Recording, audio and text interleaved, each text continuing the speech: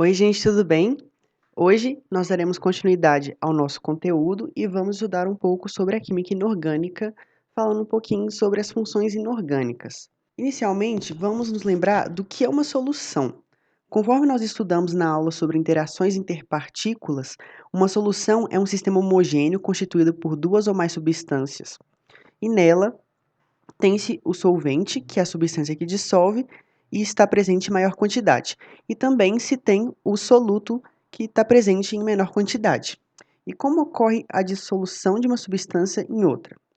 Para que esse processo aconteça, é necessário o rompimento das interações solvente-solvente e das interações soluto-soluto, que darão lugar às interações soluto-solvente.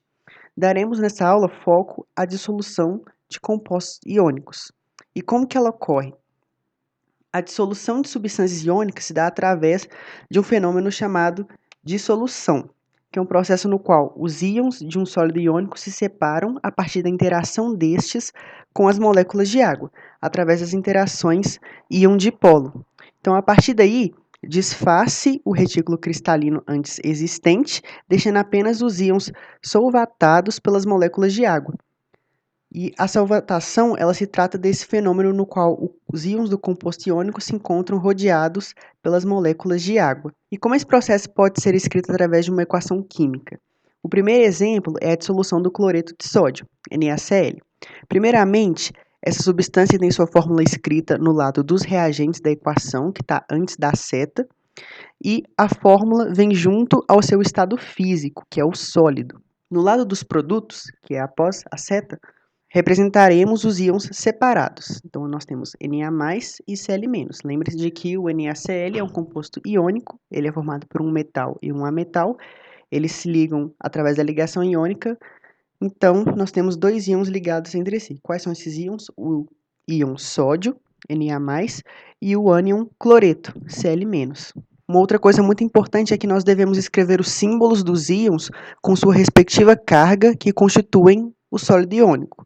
Então, nós não podemos nos esquecer das cargas desses íons. E ambos vêm acompanhados do termo aqui, que indica que determinada espécie química está dissolvida em água. Então, esse símbolozinho aqui, aqui, nós temos tanto no sódio quanto no cloreto, nos mostra que esses dois íons estão em solução aquosa. O segundo exemplo se trata da dissolução do hidróxido de potássio, KOH, que se dissocia liberando cátions potássio, K+, e ânions hidróxido, OH-. Neste terceiro exemplo, nós vamos dissolver em água o sal iodeto de magnésio, Mg2. Ele é constituído pelos cátions magnésio, Mg2+, e iodeto, I-. Para determinarmos a carga de cada íon, basta que nós lembremos daquela aula de ligação iônica. Então, olhando para esse exemplo aqui, vamos supor que nós queiramos formar este sólido iônico. Se o cátion Mg tem carga 2+, e o ânion tem carga 1-, a fórmula do composto iônico formado por esses dois íons vai ser dada ao se colocar a carga do cátion como índice do ânion e a carga do ânion como índice do cátion. Então, neste caso aqui, o que a gente tem que fazer é o processo inverso. A partir do composto iônico, descobrir quais são as cargas dos íons que o constituem. Ou seja, para o iodeto de magnésio, o índice do cátion Mg é 1. Portanto, ele deve ser colocado como a carga do ânion iodeto. Logo, a carga do ânion iodeto é -1. E o índice do ânion iodeto é 2. Então, ele deve ser colocado como a carga do cátion magnésio, que é 2+.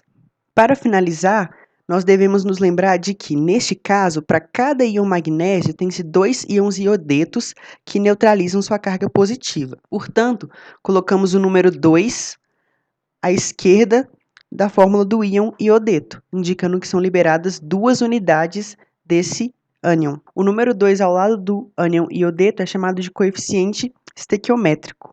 Os coeficientes estequiométricos são os números que ficam à esquerda da fórmula de cada substância em uma equação química. Eles indicam quantas unidades daquela espécie química reagem ou são formadas. Os coeficientes estequiométricos sempre estarão presentes nas equações químicas. Quando são iguais a 1, eles não são explicitados, como é o caso aqui do magnésio. O magnésio aqui ele tem sim um coeficiente estequiométrico, é 1, porém na química a gente simplesmente não representa quando a gente tem coisas igual a 1 nas nossas equações. Então, acaba que o índice de cada íon da fórmula do composto iônico se torna seu respectivo coeficiente estequiométrico após a dissociação. A seguir, nós temos a dissolução do sulfato de alumínio, Al2SO4,3. Então, primeiro, nós separamos os íons pelos quais o sólido iônico é constituído, atribuindo-lhes suas respectivas cargas, Al3+ e SO4 2-. Em seguida, nós determinamos o coeficiente estequiométrico de cada íon, que neste caso equivale ao respectivo índice de cada um. O índice do alumínio no composto iônico é 2, seu coeficiente estequiométrico do íon alumínio também vai ser 2. Se o índice do sulfato é 3, o coeficiente estequiométrico do sulfato também será 3. A ionização é o processo de formação de íons. Nós sabemos que metais podem formar cátions monatômicos através da perda de elétrons. Entretanto, essa não é a única forma de se formar íons. Compostos moleculares também podem se ionizar quando são dissolvidos em água. Esse fenômeno ocorre através da quebra heterolítica, também chamada de heterólise, de uma ligação covalente. A heterólise se trata do rompimento assimétrico de uma ligação covalente que possui como consequência a total transferência do par de elétrons compartilhados para um dos átomos da ligação. O par de elétrons que antes constituíam a ligação tendem a ficar com o átomo mais eletronegativo. Como resultado, há a formação de espécies negativa e positivamente carregadas. Então, no exemplo a seguir, nós temos a substância molecular HCl sofrendo uma cisão heterolítica da sua ligação covalente.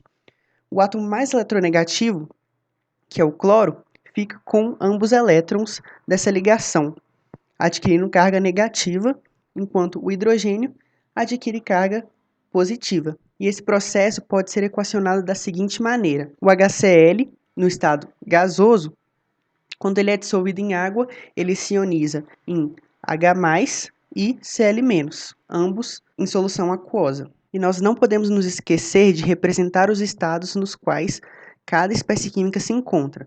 E é válido lembrar que a dissociação ocorre na dissolução de compostos iônicos, enquanto a ionização ocorre na dissolução de compostos moleculares em água. Então, vamos dar início aos nossos estudos das funções inorgânicas de fato. De acordo com a teoria de Arrhenius, ácido é um composto que contém hidrogênio e produz íons hidrogênio, H+, em água. Então, por exemplo, o cloreto de hidrogênio, que é o HCl, se comporta como ácido em solução aquosa, já que possui hidrogênio e libera o cátion H+ quando dissolvido.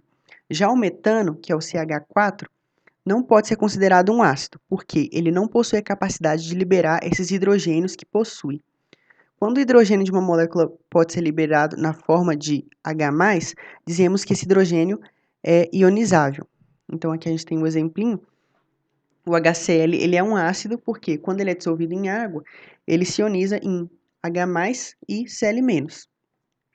Alguns ácidos podem ter mais de um hidrogênio ionizável, como o ácido sulfúrico, que é o H2SO4.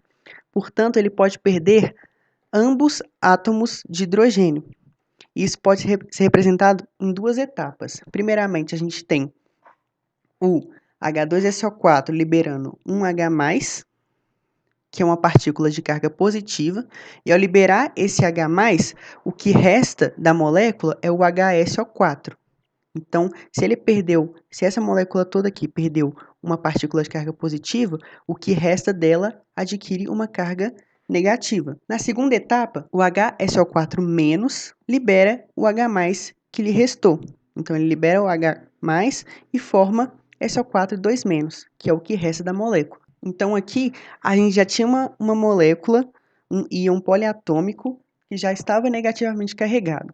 A partir do momento que ele perde mais uma carga positiva, que resta dessa molécula aqui acaba adquirindo uma carga negativa 2-. E se nós quisermos representar a ionização completa da molécula de ácido sulfúrico em uma só equação, a gente pode fazer da seguinte maneira: simplesmente pegar a molécula de H2SO4, representá-la aqui, e escrever 2H+, porque o H2SO4 possui dois hidrogênios ionizáveis que podem, então, ser liberados, e SO4 2-, que é o íon sulfato.